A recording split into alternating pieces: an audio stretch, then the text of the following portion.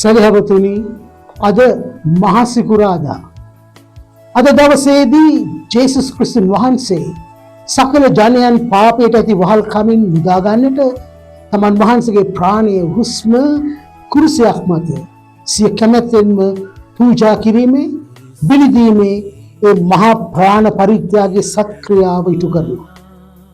අද සවස ජනවන්දනා මෙහිදී දෙව ජනතාව ශ්‍රවණය කරන්නට යන්නේ සුද්ධ ජුවම්තුමාගේ සුවිශේෂයේ ජේසුස් වහන්සේගේ දුක් ප්‍රාප්තිය. ජුවම් සුවිශේෂයට අනුව පිලාත් අභියස ශ්‍රේෂ්ඨාධිකරණයේදී සිදු කළ ඒ නඩුවේදී ඔප්පු වුණේ එකම එක සත්‍යයයි. ස්වාමීන් වහන්සේ නිවැරදි, නිර්දෝෂයි, අහිංසකයි. ඒක තමයි පැහැදිලි වුණු එකම සත්‍යය. වහන්සේට එරෙහිව ගෙන පැමිණෙන සියල්ල පරස්පර විරෝධීව අහෝසි වුණා. එනිසා මෙය නිර්දෝෂ මිනිසෙකුගේ කුරිරු ඝාතනයක් පමණයි.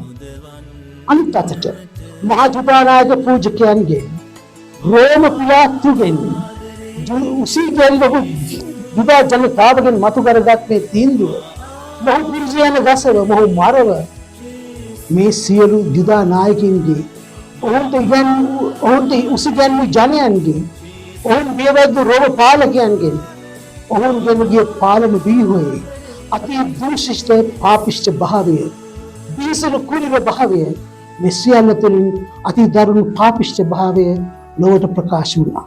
සියල්ල නිමා විය. උන්වහන්සේ සිය නමාසුවකයේ ප්‍රාණය බාර දුන්සේක. සදහවතුනි, ජුවම්තුමාගේ සුවිශේෂයේ ලෙසට ජේසුගේ දුක් ප්‍රාප්තිය මෙහෙවන්නේ උන්වහන්සේමයි. උන්වහන්සේ මරණය අතටගෙන මරණය උන්වහන්සේ හසුරනවා. ගැලවීමේ සම්පාදනය වෙන්නේ ඒ මරණයට යටත් වීමකින් නෙමෙයි.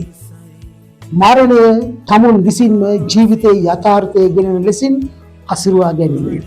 එබැවින් මේ මහසිකුරාදා ස්වාමීන් වහන්සේ නිර්දෝෂයි, අව්‍යාජ්‍යයි, සත්‍යගරුකයි.